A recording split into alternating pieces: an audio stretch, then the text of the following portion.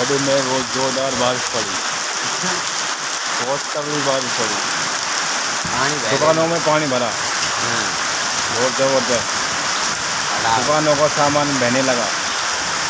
गाँव बता दीजिए गंगा जी का वो बहेगा सर पकड़ से नहीं आ ले जाओ गंगा जी पंखी अंखी बहेगी थोड़ी जान बना दे वो ये खाट फाट सब बह गई है। ये पानी पानी पानी पानी बह रहा है।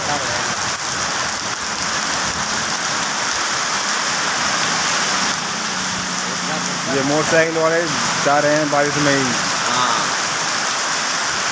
लल्लू की फोटो खींच लो वैसे ये बारिश में ही 4-5 जने बैठ के नहीं पंचायत करने लग रहे हैं।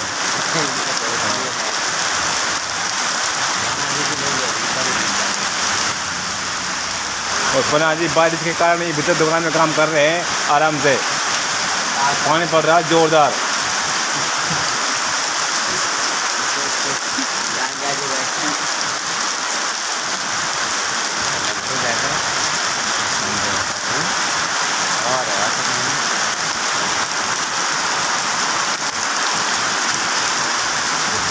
दुकान में पानी भर गया और जोड़े ही ना